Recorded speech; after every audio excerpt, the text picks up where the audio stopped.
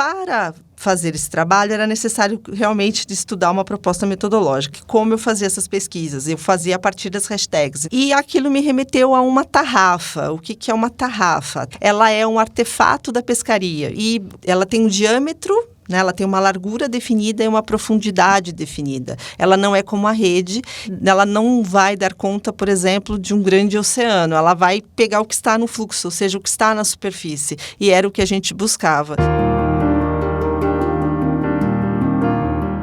Comuniconcast, o podcast do PPG-Com ESPM. Olá, eu sou Cássio Martinez e você está ouvindo o Comuniconcast, o podcast do PPG-Com ESPM. Hoje, nosso bate-papo é sobre memória, comunicação e consumo. Oi pessoal, tudo bem com vocês? Eu sou a Cissa Matos e para essa nossa conversa de hoje, nós vamos receber duas convidadas muito especiais. Mônica Rebeca Ferrari Nunes, professora titular do PPG-Com SPM, pesquisadora, líder do grupo de pesquisa Minemon e bolsista de produtividade nível 2 do CNPq. E não por acaso, orientadora da nossa segunda convidada, Débora Regina Bacega, publicitária, jornalista, pesquisadora, professora, mestra e doutora em Comunicação e Práticas de Consumo pela SPM, cuja tese está concorrendo ao Prêmio Teses e Dissertações Eduardo Penhuela, idealizado pela Compós, e ao Prêmio CAPES de Teses, agora em 2025. Mônica, Débora, sejam muito bem-vindas a esse espaço. Para começar, Mônica, você poderia falar um pouco sobre o grupo que você lidera aqui na casa? O Minemon, Memória, Comunicação e Consumo? Sim, primeiro acho que quero agradecer a vocês dois, a organização do Comuniconcast. É um prazer estar aqui hoje, dividindo essa mesa com a Débora, minha querida orientanda de mestrado e doutorado, então agora já ex-orientanda, então é uma alegria para a gente poder falar desse trabalho, abrir esse espaço. Então, o Minemon, ele nasce originalmente, digamos, em 2012, numa iniciativa da professora Rose, que estava na coordenação do programa, e inicialmente ele era junto com o grupo de pesquisa em comunicação e entretenimento, que também era liderado pela professora Gisela e por mim. Então, todos os grupos de pesquisa, na sua origem, eles tinham duplinhas de professores. Em 2000, a gente brincava que era o grupão, onde se reuniam os dois grupos, e os grupos de cada um, né? Então, Gisela Castro, né? Professora daqui também, com o grupo dela, e o Minemon, né? Que era o meu grupo de pesquisa.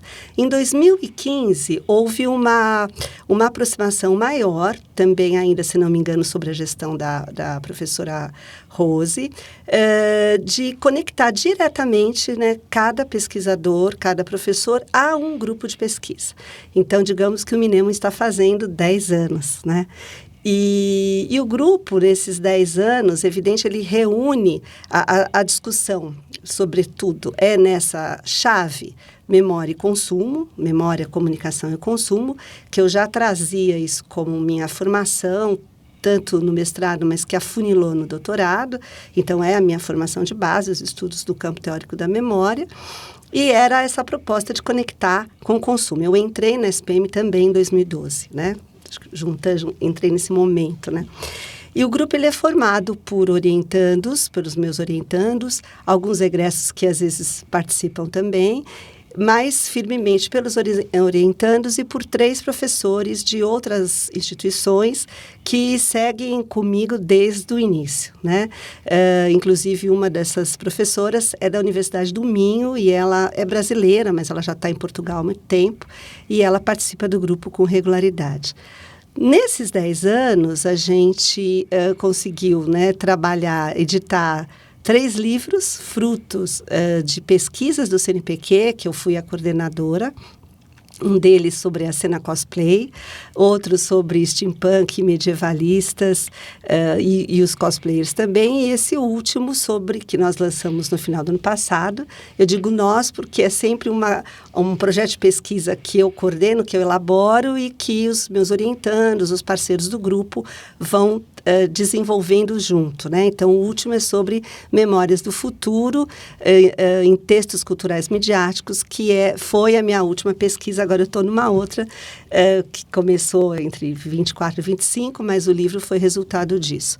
Fora essas realizações pontuais, né, dos livros, eu acho que eu quero enfatizar que foram já 18 dissertações de mestrado produzidas nessa chave, memória e consumo, 5 teses de doutorado.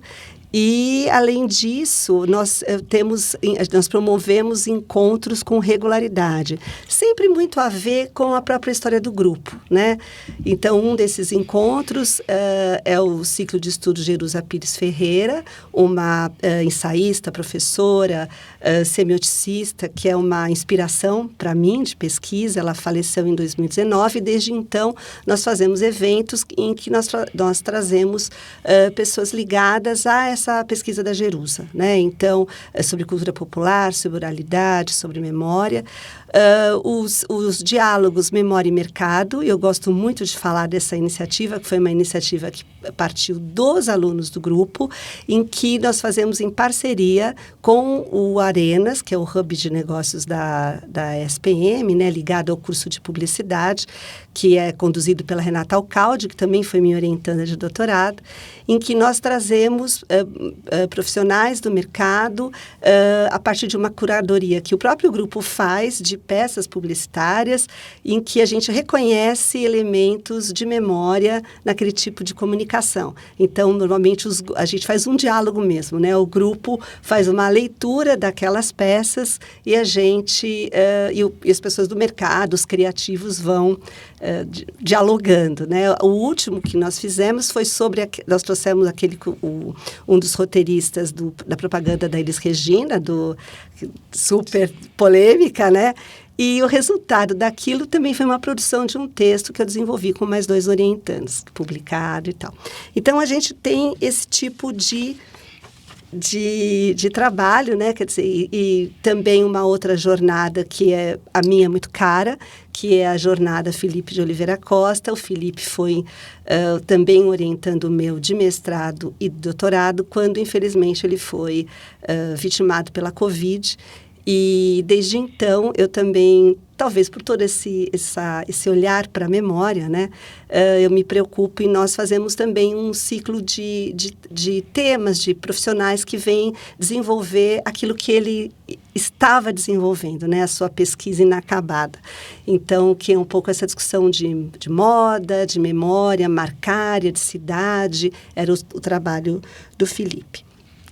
Eu gostaria também de enfatizar a relação do Minemon com a Cátedra Memória SPM, que também passa por essas discussões, que eu também coordeno, é um trabalho que a gente faz ligado ao antigo Instituto Cultural da SPM, a partir de materiais que lá estavam colocados sem uma ordenação, sem uma catalogação, e é um trabalho que nasce da parceria com a biblioteca também da escola, e também tem a participação de um grupo de pesquisa do Rio de Janeiro, o Lembrar, da SPM Rio. Não, incrível, Mônica, eu parando para pensar aqui, né, sou publicitária, memória da propaganda, né? Intervalo, quantos programas e quantas instituições trabalhando essa questão da memória, e eu acho que a gente está num momento particular aí da nossa história que acho que o seu grupo tem muito a contribuir, né? Mas, enfim, Débora, conta pra gente como surgiu o seu interesse em pesquisar os acervos bibliográficos da Hilda Hilst, considerada uma das maiores escritoras em língua portuguesa do século XX. E como essa sua escolha se conecta com os estudos de memória, comunicação e consumo? Conta essa história aí pra gente um pouquinho. Olá, boa tarde a todos. Acho que a primeira coisa que eu quero é agradecer, assim, essa oportunidade. É sempre motivo de alegria estar aqui na SPM, ainda mais para falar da minha tese, a invenção de Hilda Hilst para narrar e consumir, fazer memória nos fluxos midiáticos. E acho que não dá para contar um pouco sobre esse meu interesse em pesquisar a Hilda e os seus acervos sem falar um pouquinho da trajetória da Hilda, né? A Hilda é uma escritora que nasce no dia 21 de abril de 1930, na cidade de Jaú, no interior de São Paulo. Ela vai ter aí todo um atravessamento em relação à poesia e dentro da sua formação, a Hilda ela se forma em Direito na Largo São Francisco, aqui em São Paulo, e vai deixar aí a oportunidade de ser uma advogada para se tornar uma literata. Lembrando que os primeiros escritos da Hilda, ela tinha 20 anos. O meu atravessamento com a Hilda acontece também no início da pesquisa de doutorado, que se inicia no ano de 2020, que é o momento em que a gente vivia aí o início de uma pandemia. E um dos livros da Hilda, que é o Júbilo Memória no Viciado da Paixão, me atravessa. E eu passo a acompanhar um pouco mais esses acervos. Lembrando que neste ano, especificamente, havia uma série de iniciativas comunicacionais que estavam celebrando os 90 anos de nascimento da Hilda Hilst. Então, além das iniciativas na Casa do Sol, tinha também uma exposição no Museu Imagem e Som aqui em São Paulo.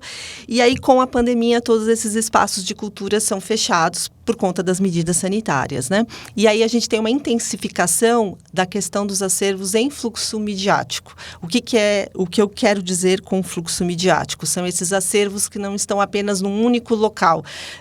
Não somente no museu, não somente na biblioteca ou numa caixa de arquivo, mas eles estão em fluxo o tempo todo.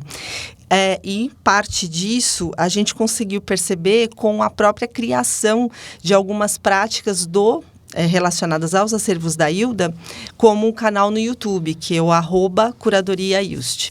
Em função disso, acho que também vale registrar que essa pesquisa que eu inicio no doutorado, ela tem um diálogo com outros acervos. Eu também percebo o centenário da Clarice Lispector, em 2020, e a criação no Museu Virtual do músico e cantor Itamar Assunção. E, a partir disso, a gente começa a ter uma contextualização dessa pesquisa. Eu acho que também vale a pena ressaltar que essa pesquisa tem total diálogo com as pesquisas da professora Mônica, com o grupo Minemon, com os estudos da cátedra, que ela mencionou, da qual eu fui bolsista, e da minha pesquisa de mestrado, que foi um momento em que a gente trabalhou os estudos de memória, comunicação e consumo, tendo como recorte empírico o Clube de Livros TAG Experiências Literárias, e aí eu acho que traz um pouco da minha relação com essa temática, livros, materialidades, leitura, leitores, e no doutorado isso se expande para acervos de escritores e personalidades da cultura. Débora, pegando o gancho do que você acabou de falar sobre fluxo midiático, né, que não está fechado num museu, em algum único lugar fixo, é um fluxo. O que te levou a conceber os acervos da Hilda, como a Casa do Sol e as práticas artísticas, como fenômenos comunicacionais e culturais em fluxo midiático? Eu acho importante a gente, assim como eu comentei desse início da Hilda Hilst, né, dessa escritora que começa como poeta e vai se expandindo em outros caminhos, a própria construção da Casa do Sol. Acho que a gente não consegue pensar na Hilda Hilst sem compreender a importância do seu espaço de criação, que é a Casa do Sol. E aí eu acho que vale a pena eu fazer um pequeno recorte, quer dizer, a Hilda estuda, se forma em Direito, aí ela sai para um tour pelo mundo, ela vai conhecer alguns países e ela volta para São Paulo. E neste momento, vale lembrar também que a Hilda ela frequentava a Sociedade Paulistana e ela vai decidir construir a Casa do Sol. Ela idealiza a construção, inclusive arquitetonicamente, da casa, em um dos terrenos herdados por sua mãe, que é a dona Bedecilda Vaz. E nesse processo, a gente pensa cronologicamente, no final da década de 60, a Hilda passa a morar na Casa do Sol. E a gente tem um cruzamento aí também político, que é o início da ditadura brasileira. Então, vale a pena ressaltar que a Hilda vai acolher uma série de personalidades da cultura, artistas, atores, intelectuais, filósofos. Eu posso aqui dizer 2 nomes mais conhecidos, como o próprio escritor Caio Fernando Abreu e também o professor e crítico de arte Mário Scherbenck, que são 2 momentos que essas pessoas são abrigadas na Casa do Sol. Então, a Casa do Sol e a Hilda têm uma grande interlocução cultural. O que me faz olhar para a casa e os acervos das práticas é que, uma vez que o Instituto Hildaíste é criado após a sua morte em 2004, a gente tem uma série de práticas artísticas, como teatro, exposições, dinâmicas, que acontecem no próprio espaço da Casa do Sol. Lembrando que a Hilda teve muito essa preocupação. Vale a pena a gente ressaltar que a Casa do Sol situa-se na cidade de Campinas, mas mais afastada do centro. Então, ela tem uma ambiência de uma chácara. Então, tem muito verde, tem um espaço central da casa que permite essas práticas. Quando eu olho para esse espaço, quando eu olho para essa trajetória da Hilda, eu vejo que a maior parte da produção, inclusive literária, da Hilda é feita dentro do espaço da Casa do Sol. E aí eu estou me referindo às peças teatrais que trazem toda a emergência política, né, inclusive pelo contexto da ditadura, e também as crônicas e a ficção da Hilda, da qual eu vou me alimentar para escrever essa tese. Então, eu não tinha como pensar o acervo, olhar para esses ambientes sem considerá-los na minha tese. Por outro lado, por conta da pandemia, eu fui uma pesquisadora que não seguiu o itinerário da maior parte dos pesquisadores residentes da Casa do Sol, que são pessoas que vivem um momento lá naquele ambiente e depois transformam isso numa pesquisa. A minha porta de entrada na Casa do Sol foi o fluxo midiático, né? Foi como esses espaços eram retratados em sites, em blogs, em redes sociais, em páginas, em estruturas teatrais. Eu tive que entrar literalmente assim por uma outra chave comunicacional. E o que a gente tem chamado de fluxo midiático nesta tese é justamente a ambiência comunicacional e do consumo como uma linguagem que vai trazer a memória gênese, que é um dos que também se relaciona com as pesquisas da professora Mônica. Muito bom, Débora. Te ouvindo aqui, eu acho que a gente consegue materializar alguns conceitos que estão presentes no trabalho. E aí, na sua fala, você consegue dar um pouco de corpo para esse trabalho, pensar no espaço, no tempo que isso foi produzido. E isso ajuda a gente a ter um contexto melhor. Então, para a gente é um prazer, claro, estar recebendo vocês aqui. Mas para quem está nos ouvindo também é ótimo poder contar com vocês explicando um pouco desse trabalho, porque eu acho que também essa é um pouco da proposta do podcast. E aí, pensando aqui para a nossa próxima pergunta, queria perguntar para a professora Mônica qual que é a importância do estudo das práticas da memória e curadoria no campo da comunicação e do consumo. Tá.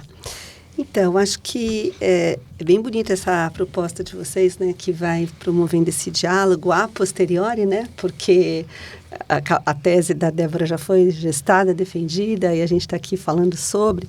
Acho que talvez a importância primeira para ser retratada é de que não existe cultura sem memória, né? Então, é o entendimento da gente pensar que a memória é uma inteligência coletiva, né? É uma inteligência das culturas. Claro que também não existe a memória, são sempre memórias. Mas vamos dizer que ela é uma propriedade desse espaço de produção de sentido que é a cultura, né? Que vai se fazendo dessa produção de sentido.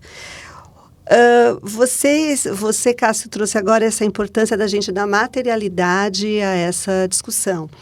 Então, veja, uma das questões importantes quando a gente pensa em memória é que porque, claro, quando a gente fala memória, a gente está falando aqui de memória midiática, da memória cultural, da memória social, e a memória midiática como algo que está nesse lugar, né? Mas a gente não pode esquecer que a memória também é essa capacidade humana de recordar, né? Esse atributo humano. Mas a memória saiu do cérebro, né? Ela saiu do corpo, sem deixar de ser corpo e cérebro, ela saiu. E essa capacidade de recordação se instaura nas culturas, né? Ou naquilo que a partir dos fundamentos teóricos que eu trabalho, que vem de uma teoria chamada semiótica da cultura, que nós denominamos como textos culturais, que nada mais são do que as materialidades ou essas formas de que a gente tem acesso a esses processos de lembrar, de esquecer, né? Em que a gente vai entender que são esses textos que compõem a cultura.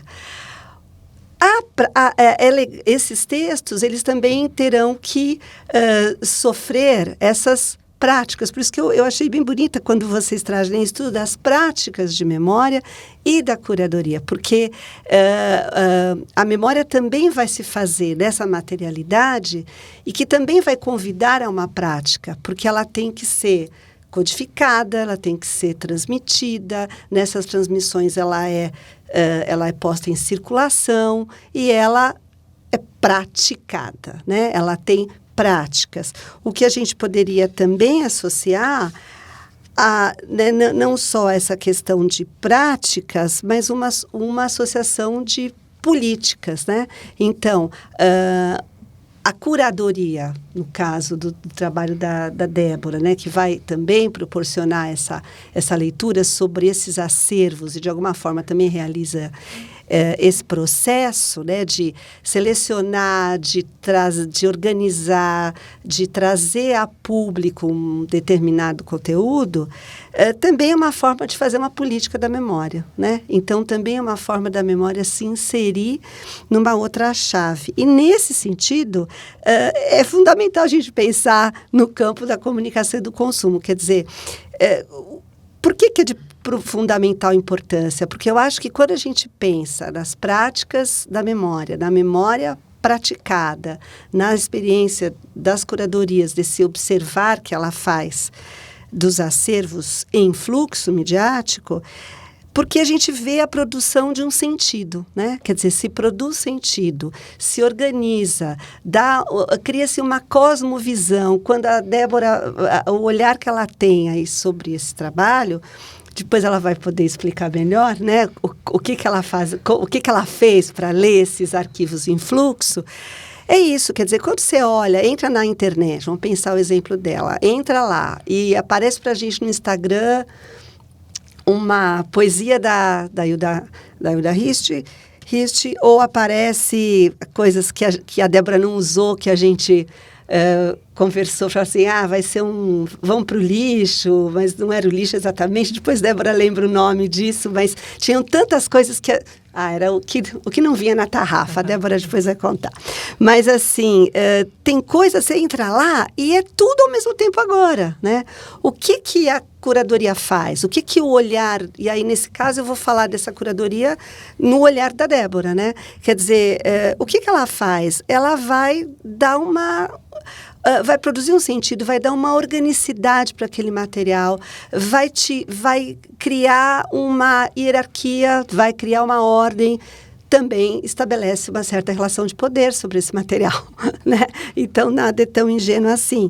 Mas o que é interessante é que essas práticas, elas narrativizam, né? A curadoria dá uma narratividade, dá um sentido para aquilo que pode parecer um emaranhado, alguma coisa que a gente entra e se perde, não sabe o que é, né? E toda vez que a gente tem algo que se monta, porque a gente também vai poder ler esse ato da curadoria como um texto da cultura que ela produziu, né? A própria tese, né? Uma metatese, a gente também tem que desmontar, né? Então, isso é uma fala meio do Jacques Legoff, eu estou aqui fazendo uma paráfrase, né? Todo documento que é monumento, ele é fruto de uma montagem. E como é uma montagem, ao pesquisador cabe desmontar, né? Então, cabe ter questionamentos, cabe ter perguntas e, com o seu trabalho, dar uma possível leitura, resposta provisória do que aquele material que estava totalmente disperso emerge como um sentido, né? Mônica, muito bom você ter contribuído explicando, né, um pouco desse processo realmente da produção da pesquisa da Débora, né, e desse emaranhado, né, como a gente vai falar um pouco sobre isso, e da descoberta também do objeto a partir desses tópicos. E a gente quer falar um pouco sobre um dos pontos que é fundamentais, digamos assim, para a gente ter pensado, né, na ideia do podcast, que é falar um pouco sobre metodologia. Eu queria que você complementasse, então, esse seu raciocínio falando um pouco sobre o processo de pensar esse referencial teórico baseado numa semiótica da cultura, que recorre, de certa forma, né, a uma teoria cultural, simbólica e midiática de consumo, pensando nesse trabalho que a Débora executou. Então, olha, acho que também a primeira coisa interessante, assim, quando os alunos, especialmente no mestrado, né, que a Débora já vinha do mestrado e continuou sob minha orientação no doutorado. Mas, normalmente, quando os alunos chegam no mestrado e a gente faz a entrevista, a gente escolhe, vem meio por acaso, né, porque o mestrado... E eu digo assim, olha, é o seguinte, você vai ter que fazer 2 viradas aí na vida. Uma é para o campo da memória, né, e ou a semiótica da cultura, né? Eu digo que não é uma camisa de forças, porque não existe isso. Mas, para a gente estudar a memória, a semiótica da cultura, ela nos ajuda muito, porque ela já parte desse lugar de que a memória é um atributo da cultura, é um atributo dos textos culturais. Então, isso já nos ajuda, né, a começar. Mas é claro que o campo da memória, ele tem referenciais que estudam questões sociais, questões afetivas, emocionais, né? Há uma série de outras ramificações, de outras gamas teóricas que participam desse estudo e que a semiótica da cultura pode entrar nesse cruzamento, né? O que aconteceu com o trabalho da Débora, exatamente, né? Então, a Débora, ela abraçou as 2 causas, né? Então, desde o mestrado, ela abraçou a semiótica da cultura e as discussões da memória muito fortemente. Então, talvez uma primeira coisa que não é nem o primeiro que está aí, mas que dialoga com o que está mais recente, essa própria ideia de memória do futuro, né, Dé? Porque o que acontece? Essa era uma ideia que, eu vou lembrar aqui de uma experiência que a gente teve no mestrado da Débora, tenho certeza disso. A gente leu um dos livros, sei lá, super clássicos, que é o livro do Paul Ricoeur, que é Memória, Esquecimento... História, né? Memória, História, Esquecimento. Memória, História, Esquecimento. E a gente leu. E lá naquele livro do Paul Ricoeur, a gente leu no grupo, né? Um livraço e tal. O Paul Ricoeur deixa muito clara a noção de memória, né? Memória é o que é do passado, né? Essa concepção bebe em Aristóteles, né? Porque para Aristóteles a memória é do passado. E a partir daquilo ali, isso ficou, né, nas nossas discussões. E recentemente, vendo a semiótica da cultura, na semiótica da cultura, se propõe pensar a cultura também como um programa, entre aspas, programa, na sua dimensão de ação, que visa o futuro. E a própria noção que o Lotman, que é o pesquisador, Yuri Lotman, que é o pesquisador fundador dessa teoria, traz de texto, ele diz que todo texto, que não é só verbal, hein, gente, que fique claro aqui para todos os nossos ouvintes, né, que não é só o texto verbal, mas essa reunião, né, que, vamos imaginar, portadores de sentido, num modo bem amplo. Que todo texto cultural carrega uma semente do texto de onde ele gera. E ele é um condensador de memória, ele é um gerador de memória. Então, é isso que eu comecei a chamar como memória gênese, né? Tem alguma coisa no texto que faz nascer outro texto. E o trabalho da Débora foi muito nessa direção. Foi isso que ela foi percebendo, né? Nesse fluxo que uma coisa trazia a outra. Então... Aí, Débora, eu vou escorregar, falar coisinhas que eu me lembre agora aqui, depois Débora vai lá e retoma. Então, a Débora, o tal fazer memória, né? Então, a primeira das coisas, e eram muito maravilhosas as orientações, que a Débora vinha com todas as ideias, e ela falava assim, não, porque quando a Hilda tá Em fluxo, em né? fluxo, né? Quando a Hilda emerge com a Hilda outras personalidades daquela cena, daquele momento, daquele passado. Então, é um texto, Hilda faz nascer outro texto e de várias modalidades diferentes, né? Então, isso tem uma primeira junção. Então, tinha essa ideia da gênese, essa ideia da memória do futuro, de um texto que leva o outro, dessa dimensão projetiva que a Débora vai apontar no trabalho dela, nessa ideia desses acervos em fluxo, né? Nesse fluxo midiático. Que esse texto semente, né, que vai produzindo os outros, e que tem aí também uma dimensão do acaso, que tem a ver com um outro conceito da teoria do Lotman, que é o conceito de explosão. Quer dizer, a cada possibilidade nova, há situações que podem promover, informacionalmente falando, situações de casualidade, de acaso. E nesse acaso emergem novas possibilidades de acontecimento.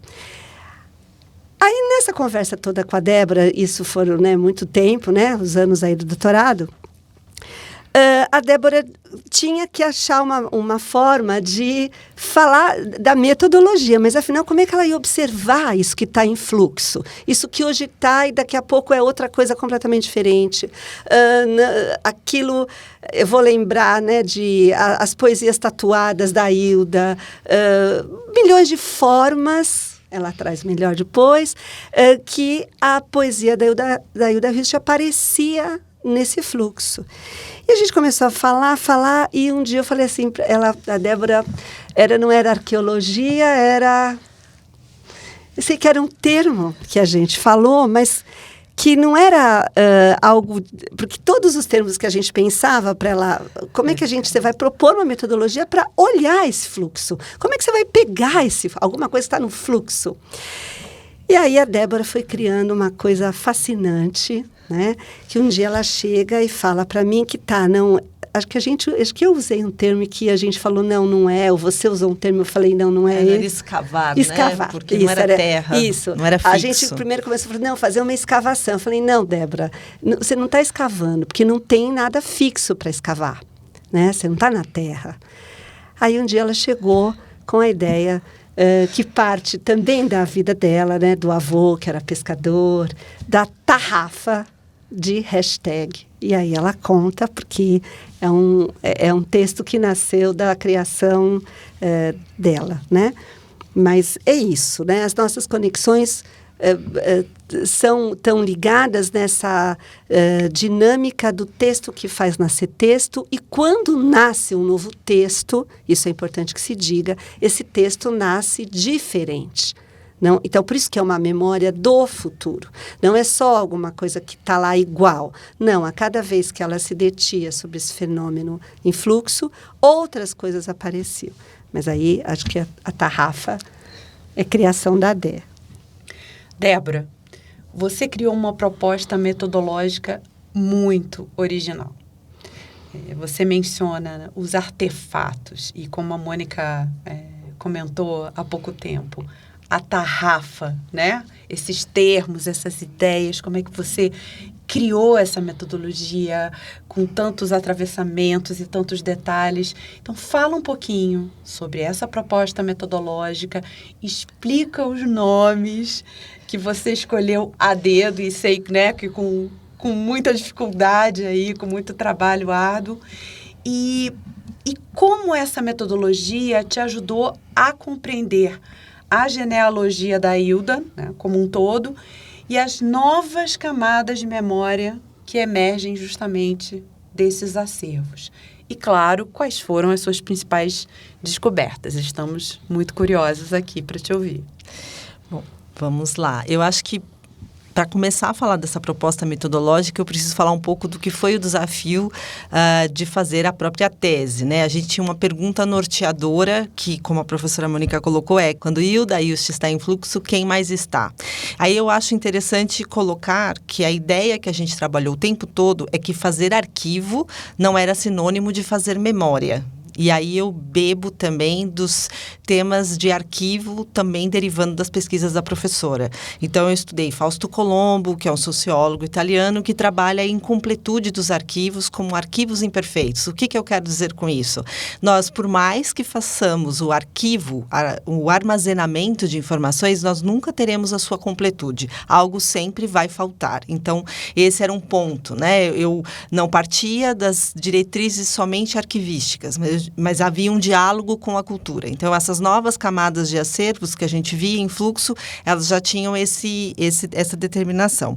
Uma outra coisa é que o fazer memória surge não só dessa questão da memória da cultura, como a professora colocou, desse movimento do fluxo, pensando até na própria do movimento da água aí, dessa ambiência do cyberespaço, dessa fluidez da internet, que era onde eu estava mais concentrada na minha pesquisa naquele momento, mas também pensando que o fazer memória, quando o Paul Ricoeur fala isso, ele fala de uma vontade de memória. Então, a memória, ela precisa de uma prática comunicacional do consumo, como a gente trouxe nessa tese, ou seja, de um exercício, de um fazer, de realmente se colocar.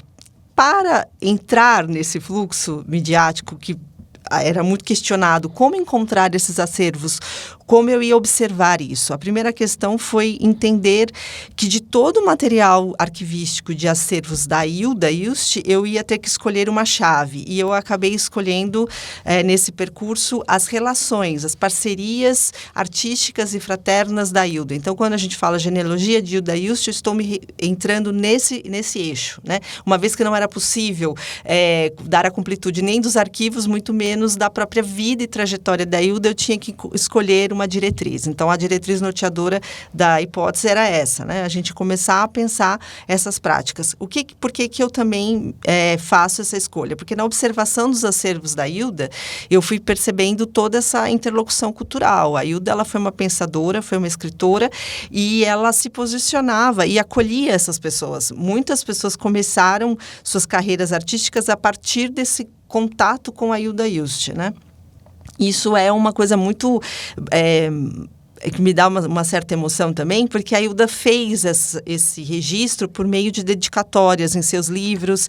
Então, é importante lembrar que uma amizade que começa lá na USP, na Faculdade de Direito, com a escritora Lígia Fagundes Telles, e que vai ser retratada por muitas fotografias dentro da Casa do Sol, inclusive, dela com essa escritora. E aí, para fazer esse trabalho, era necessário realmente de estudar uma proposta metodológica. E eu estou lá um dia olhando as hashtags, umas sequências de hashtags, porque como eu fazia essas pesquisas? Eu fazia a partir das hashtags. E na época eu ia percebendo o que mais tinha. Então, Viva a Hilda Ilst, a hashtag Obscena Senhora D, que é referência a um dos livros da Hilda, Viva a Hilda, Casa do Sol, tudo. E aí eu fui fazendo essa sequência, inclusive fazendo com a caneta no papel, e aquilo me remeteu a uma tarrafa. O que é uma tarrafa? A tarrafa, ela é um artefato da pescaria, e aí tem um diálogo pessoal com a minha vivência. E o que é uma tarrafa? Ela não consegue, ela tem um diâmetro, né? Ela tem uma largura definida e uma profundidade definida. Ela não é como a rede, e ela também ela não vai dar conta, por exemplo, de um grande oceano. Ela vai pegar o que está no fluxo, ou seja, o que está na superfície. E era o que a gente buscava. Por outro lado, a gente também pensava que, ao jogar a tarrafa, vinha de tudo, porque na vida prática vem o peixe, vem a pedra, vem a folha.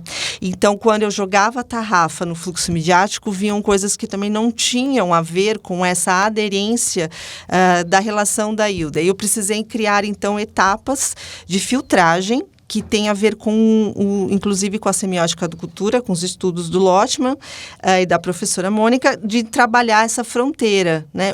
Nem tudo passa, o que fica e o que não fica quando a gente fazia essa separação.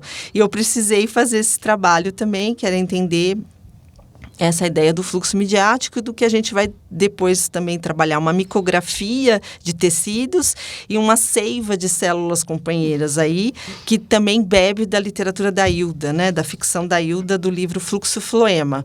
A partir desse desafio do que eu encontrava, a segunda etapa era como trazer isso na redação da tese. E aí eu também acho que vale a pena mencionar 2 pontos, né, que foram muito importantes. Um foi trabalhar a ideia do Jean-Luc Morisot, que é um pesquisador francês, que ele fala sobre a pesquisa e afeto, e que o objeto sai um pouco frente ao pesquisador, a gente não tem total controle, a gente se deixa um pouco levar por essa escrita, a gente se coloca um pouco nessa escrita. E aí a bioencruzilhada de narrativas mnemônicas nasce não só do conceito do Lotman, de bifurcação, e aí lembrando que eu passei a olhar a hashtag como signo e código, então a própria hashtag tem o desenho da bifurcação, então que caminho que a relação da Hilda com essas pessoas tinha ou não, e aí eu fui construindo essa narrativa que tem a ver com a minha própria narrativa em relação à tese, e pensando em narrativa como linguagem, mas também como lacuna, então nem tudo poderia ser dado em sua exatidão, como a professora sempre menciona, né? A memória traz os seus deslizes, as suas lacunas, aquilo que não é totalmente preciso, mas também traz a nossa linguagem ali, né? Coloca o nosso corpo também nessa escrita. A partir daí, eu comecei a descobrir muitas coisas em relação às relações da Hilda, essas parcerias fraternas, e foi assim que eu fui construindo essa genealogia. Tem essas figuras como escritores, mas também pessoas que não eram tão conhecidas, que eu não imaginava que a Hilda tivesse conhecido tantos artistas, e que a própria Casa do Sol teria sido espaço, enquanto ela estava viva, um momento de acolhida dessas pessoas ali em debates. Isso também foi, eu acho que é uma das grandes descobertas, um ponto que eu gosto de trazer, porque me permitiu conhecer outras facetas da própria Hilda Ilst, né? Lembrando sempre que a Hilda nunca foi uma escritora reconhecida em seu tempo. Ela escreveu obras magníficas, mas ela não fez parte daquele círculo literário naquele momento, né? E eu acho que olhar para a Hilda Ilst a partir dessa genealogia faz com que a gente articule esse fazer memória tanto dela quanto dessas outras personalidades da cultura. É interessante você fazer essa descoberta sobre a Hilda, dessa questão do acolhimento, num momento em que a gente estava passando, né, uma pandemia. Imagina se ela estivesse viva, o que não teria sido a Casa do Sol nesse momento, né? Uhum. É emocionante mesmo, né? E, bom, Mônica, considerando a sua atuação no grupo de pesquisa, né, no Mnemon, e as interfaces memória, comunicação e consumo, como você vê, né, como você imagina que as pesquisas nessa área contribuem para a compreensão da produção de memórias e cultura na nossa sociedade, né, na sociedade contemporânea? Tá. Acho que tem muitas coisas interessantes na tua pergunta e dá para a gente puxar também com toda, não só com a minha atuação isolada no grupo ou das minhas próprias pesquisas, mas do próprio trabalho da Débora, né? Como ela disse aqui no começo, ela mergulha nessa história percebendo esse momento de celebração, né? Que está nas redes e não só quando você ia falar, acho que você disse aqui, Dé, que os 90 anos da Hilda, mas também outras personalidades, né? Cuja morte era comemorada.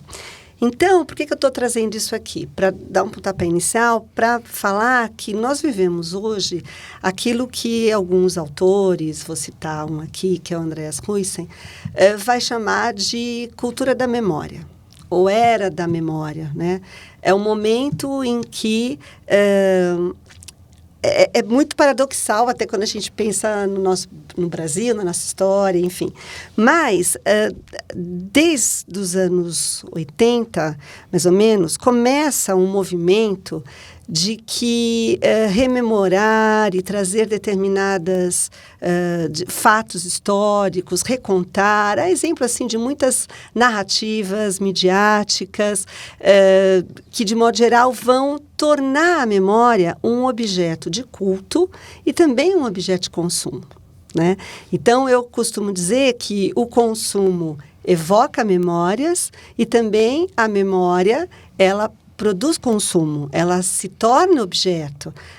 A ponto, esse próprio autor, o Huizen, vai falar da memória como mercadoria. Então, isso também é uma questão a ser discutida, né? Então, o que acontece? A gente vive um momento que, paradoxalmente, talvez eu também tenha que falar disso, e aí pensando no Brasil, né, especialmente, nós temos uma cultura da memória, sim.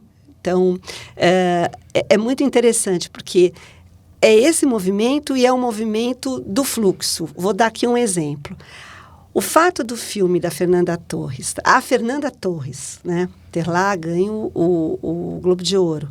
O filme Ainda Estou Aqui é um filme sobre memória, né, sobre memória e esquecimento. É importante dizer que o par dialético da memória é o esquecimento, né, não tem memória sem esquecimento. Só que o esquecimento ele pode ser um esquecimento que dá perspectiva para lembrar, como ele também pode ser um esquecimento que vai convidar ao apagamento, né? A possibilidade da gente pensar em certas cores do esquecimento. Vou citar aqui outra autora que a gente estuda, que é a Regine Robin, vai falar em cores do esquecimento. Então, o apagamento é uma forma de esquecer também, o silenciamento, enfim. Então, vejamos o que aconteceu com esse fenômeno midiático, né? A partir do fato da Fernanda Torres ter ganho o Globo de Ouro e o filme ter sido candidato ao Oscar, todo aquele movimento que nós todos presenciamos. Nas redes, houve um verdadeiro... se a gente pensar em fluxo midiático da Débora, mas o que surgiram de trechos, de programas da Fernanda Torres. O célebre programa que ela apareceu no Serginho Groisman, em que ela parecia que estava drogada, e aí a entrevista dela, e que ela mesma fala isso, né? Depois ela foi responder. Você abriu o Instagram, não sei se o meu, porque eu fiquei viciada na Fernanda Torres, então o meu Instagram me dava o tempo inteiro aqueles milhões de fragmentos que vão, de alguma maneira, falar a uma memória midiática, a um procedimento, porque de uma cultura que está ligada a uma cultura que, na sua centralidade, tem as relações de consumo e as relações midiáticas, né? Isso, digamos que constrói essa centralidade um eixo central da cultura contemporânea, as relações mídia e consumo, trazia nesse fluxo a memória, né? A ponto dela ter que, inclusive, se justificar. Esse programa do Serginho Groisman, aí apareciam trechos, outros trechos dela justificando aquele programa. Teve um que teve uma coisa... Acho que foi de um programa que ela fez fazendo blackface, e ela depois teve que se justificar no Fantástico falando daquela memória, daquele programa. Ou seja, é impossível a gente desconsiderar a importância da memória na sociedade contemporânea, uma sociedade que se esforça, que traz a memória também como um objeto a ser consumido, e uma sociedade que midiaticamente se faz também dessa proliferação, aí sim, dos arquivos, né? Mas desses arquivos que vêm de um modo completamente lacunar, né? Esse é um exemplo que dá para a gente sair e escrever um artigo, né? Porque, assim, completamente lacunar, né? Essas aparições dela que vão sendo reditas, ressignificadas, etc. Então, as pesquisas que eu faço no grupo, grande parte delas, então, sei lá, eu podia trazer aqui temas, né? Um outro trabalho que foi recentemente discutido, a memória do Estúdio Ghibli, né? Do Miyazaki, trabalhos relacionados à moda e memória, a dimensão da cultura pop e memória, alimentação e memória, uma série de produtos, de textos que a gente faz, histórias de vida, né? Histórias de vida, pensar a cidade na sua dimensão mnemônica também. E, enfim, né? É um sem número de possibilidades, né?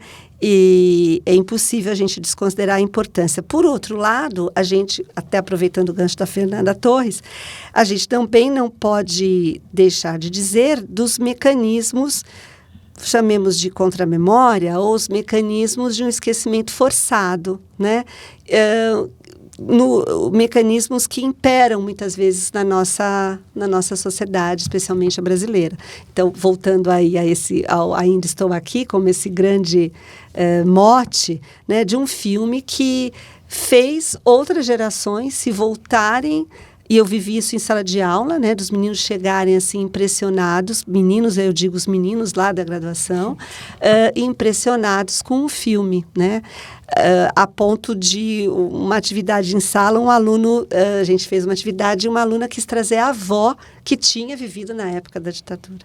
Então, porque eles não têm praticamente, esse momento foi esgarçado. Então, as culturas revelam uma luta constante entre lembrar e esquecer, né? E depende de nós um pouco também esse exercício, voltando às falas da Débora, a esse exercício, a esse fazer memória, ao trabalho da memória, né? A memória também é um trabalho. Não, perfeito, Mônica. Também fiquei viciada na Fernanda Torres, também me fez lembrar vários episódios e é isso, né? Esse fazer memória E agora eu vou fazer uma pergunta para a Débora, mas para o futuro, olhando para frente.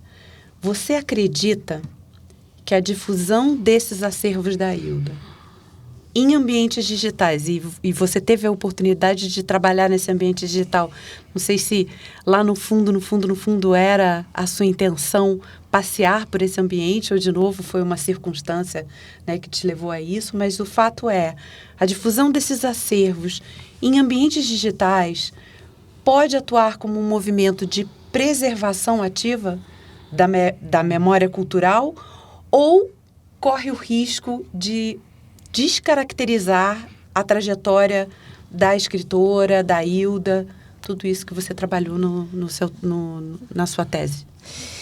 Então, eu acredito que quando a gente projeta a Ailda, né, nessas novas camadas de acervos, e elas foram com a tarrafa de hashtags encontradas, tinha muito essa sensação de como isso se expande na preservação da própria Ailda e das suas obras. Então, eu vou dar um exemplo que eu acho que traz muito isso. Parte da obra da Ailda que se refere às peças teatrais é muito pouco conhecida. Então, quando eu jogo tarrafa lá em um determinado momento da tese, eu encontro uma encenação de uma peça da Ailda, que é O Rato no Muro, que é muito pouco conhecida, um texto que não é tão, inclusive, teatralmente praticado no Brasil, mas na República Dominicana. Então, aí você vê essa expansão e como essa possibilidade de que essas imagens, fotografias da peça, fotografias da atuação daquele grupo que se colocou, como isso mostra também pode aguçar, pode, de certa maneira, incentivar o conhecimento dessa parte que é da obra teatral da Ailda, que é muito pouco conhecida. E eu acho que vale ressaltar também que a gente trabalhou o fluxo midiático. Em determinado momento, havia durante o percurso da minha tese, houve uma exposição dos acervos da Ailda na Biblioteca Mário de Andrade, aqui em São Paulo. Já era um momento de abertura. E eu consegui ir ver. Então, a gente tinha o quê? O uso da hashtag 3 vezes Ailda. Então, ao mesmo tempo que você estava no espaço físico da biblioteca, você tinha a imersão desses acervos dentro da corrente, desse fluxo midiático que a gente conseguiu perceber mais digitalmente, mas que tem a questão mais híbrida. E eu acredito que não só preserva, assim, auxilia esse trabalho do fazer memória, porque para cada pessoa que foi e registrou a sua ida a essa exposição, ou que viu, ou um artista, porque os pesquisadores residentes da Ailda são muitos, então são muitos artistas que fazem um diálogo com a obra da Ailda. Então, de repente, eu encontrei também estudantes de teatro que se relacionaram com uma obra da Ailda muito conhecida, que é o Caderno Rosa de Lori Lembe, muito atuado pela Yara Janra, mas que outros novos praticantes de teatro estão fazendo também. E aí a pessoa fazia a hashtag o Caderno Rosa de Lori Lembe, minha atuação. Então, isso é uma forma também de conhecer outros artistas, outros produtores de arte, arte e outras práticas culturais que envolvem os acervos da Ailda. Então, eu acredito que tem muito mais força de preservar e de trazer, de projetar essa memória da Ailda do que descaracterizar a trajetória dela. Eu acho que também vale a pena ressaltar que o conceito de curadoria que eu tratei tanto no mestrado quanto no doutorado, teve uma ideia de o projeto inacabado focado e voltado para o futuro. E aqui eu estou parafraseando o Hans Obrist, que é um curador de arte suíço, que ele fala muito sobre isso. O projeto inacabado que não foi feito, ele é uma possibilidade que você tem de criar novos projetos voltados para o futuro. E eu acho que a Ailda, quando ela não tem a mesma visibilidade no momento em que ela atua com a sua escrita, agora a gente tem essa possibilidade de conhecer o trabalho dela por conta dessas outras práticas comunicacionais e do consumo. Muito bom, Débora. Eu tô, gente, maravilhado com o percurso metodológico. Eu tô, assim, besta de ouvir. E eu tô adorando o nosso papo, porque eu tô sentindo que tem uma super explicação didática mesmo. E eu não imaginava o processo da criação da tarrafa pelas hashtags. E eu achei muito bom, assim, muito bom, impressionante. E agora a gente está se encaminhando para o nosso final. Esse é um momento que a gente faz algumas considerações e pede para vocês também algumas considerações de tudo que a gente discutiu aqui hoje. Então, eu vou começar com a Débora. Frente a essas reflexões, Débora, que a gente conversou aqui, e olhando um pouco para a relevância da pesquisa, né, no campo da comunicação e do consumo, queria que você falasse um pouco como essa pesquisa, do seu ponto de vista, pode inspirar, de certa forma, novas pesquisas e novos caminhos também. E, além disso, eu te pedi para deixar para a gente uma indicação de uma obra, que pode ser um livro, pode ser um filme, pode ser uma exposição, uma série, o que vier à sua cabeça e o que você achar que faz sentido para conectar o nosso bate-papo de hoje. Ok. Eu acredito que a minha pesquisa, ela traz um olhar muito pouco comum, que é olhar os acervos biobibliográficos do ponto de vista da comunicação e do consumo. Normalmente, a grande parte das pesquisas que se relacionam com arquivo e memória, elas não trazem essa questão do que está no fluxo midiático, que eu acho que assim, de alguma forma, pode contribuir para outros pesquisadores, né? É uma outra forma de ver esses acervos, de pensar essa memória não só da Ailda, mas também de um momento desse recorte também das temporalidades, mesmo que passado, futuro e presente estejam em pancronia, aí citando Lotman e as pesquisas da professora Mônica. Mas a gente eu acho que pode contribuir muito com isso e traz, como eu falei no começo, a ideia de que a hashtag é também uma linguagem, ou seja, estar em fluxo midiático significa ressaltar a memória gênese desses acervos como uma linguagem comunicacional e do consumo. Né? Eu acredito que possa contribuir para outros pesquisadores e outras pesquisas.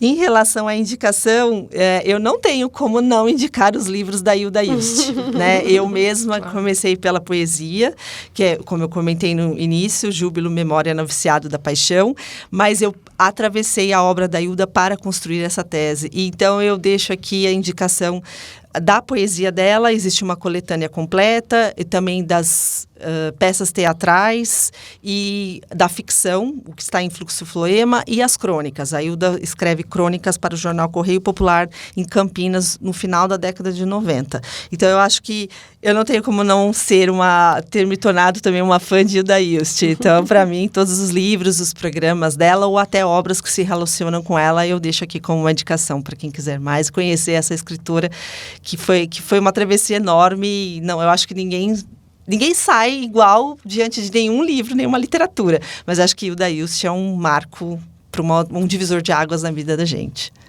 Muito bom. Mônica, sua vez. Suas reflexões finais para a gente encerrar o Comuniconcast de hoje e também suas indicações aí de leitura, de filme, né? Falamos aí do Ainda Estou Aqui. Tá. Fica à vontade. Tá. Acho que eu quero reforçar, a partir de toda a nossa conversa, que essa interface memória, comunicação, consumo, fica claro que nas minhas pesquisas a memória é trabalhada a partir dos aspectos comunicacionais que ela tem, né? Então, claro que ela tem um diálogo com o campo social, mas ela é fundamentalmente pensada do ponto de vista semiótico, que é o ponto de vista comunicacional, né? Dessa memória que vai ser materializada nos textos, como nós falamos aqui. E, de alguma maneira, do ponto de vista fenomênico da memória, né, a gente também quer enfatizar essa possibilidade da gente pensar a memória um pouco, sim, como traz o Lotman, que é o fato de que não é só o que está lá, não é só o passado. E até porque esse passado não está pronto. Quando a gente se lembra, a gente constrói esse passado também, né? E mesmo neurobiologicamente, porque os caminhos neuronais para você formar memórias não é o mesmo de você acessar as memórias. Então, na verdade, a gente está sempre construindo e é o presente que vai possibilitar essa construção. E, do mesmo modo, a memória também não é apenas alguma coisa que a gente constrói do tempo passado, até porque alguns passados nunca passam, né? Mas ela também é projetiva, também é feita de imaginação. Isso está em alguns outros momentos históricos, a memória era imaginar, né? Lembrar é também imaginar, a Idade Média especialmente. Outro podcast a gente conta disso. Mas falar para vocês desses aspectos tão plurais que envolvem a comunicação. Do ponto de vista do consumo, quando a gente pensa o consumo de memórias ou a memória evocando consumo, o que as minhas pesquisas têm demonstrado, as minhas particularmente, e as dos meus orientandos, é que a gente trafega nesse consumo que eu tenho chamado de simbólico afetivo, né? Então, talvez por essa relação com a memória, que tem esse poder de afetação, né? Pensando do ponto de vista aí do Spinoza, ela tem esse poder de nos afetar, de gerar essas marcas, esses traços. O consumo não que, claro, dialoga com o que a gente faz aqui no PPG-Com, né? Que é um consumo de uma perspectiva antropológica, sociológica. Mas, basicamente, é isso. Mesmo o consumo midiático, ele é tingido por essa dimensão simbólica afetiva, né? Acho que é isso. Para indicar, eu não poderia deixar de indicar o último livro do Minemo. Aqui a gente só fez jabá, né? Mas também é por aí. Que é o Memórias do Futuro em Textos Culturais Midiáticos, Perspectivas Semióticas, editado pela editora Pontes. E eu fiquei pensando no filme, na série, mas eu acho que eu vou falar de uma série sobre a qual eu orientei um trabalho de graduação, que é a WandaVision. Então, para mostrar que essa memória se relaciona a outros aspectos também afetuais, né, como no caso do luto, na cultura pop, né? Então, formas culturais, codificações culturais que parece que não tem nada a ver. Então, como que a gente vai falar? A Débora está falando da Hilda Ilst no campo literário, né? Mas e a cultura pop? A cultura pop também, né? Então, fica aqui a dica de WandaVision, homenageando também 3 lindas alunas que eu orientei na época da pandemia. E é isso. Tá ótimo, gente. Mônica, Débora, muitíssimo obrigado por compartilhar com a gente as pesquisas, as experiências, os conhecimentos. Eu sei que eu falo aqui por todo mundo do programa que a gente está na torcida pela premiação. A gente espera que dê certo. E para você que está nos ouvindo, vou pedir para você tirar um minutinho do seu tempo, ir lá no Spotify, assinar o nosso podcast, procurar a gente também no YouTube, PPG-Com ESPM, e acompanhar a gente, seguir a gente por lá também. A gente se encontra no próximo Comuniconcast. Até lá!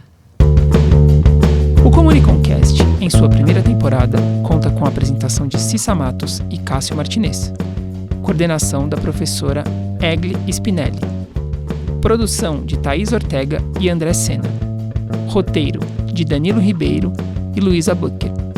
Gestão de operações e de meios de Isabela Portas e Stephanie Alfredo. Gravação e edição de áudio do Centro de Experimentação Multimídia da ESPM. Apoio: Escola Superior de Propaganda e Marketing, São Paulo. Nos encontramos no próximo Comuniconcast. Até lá!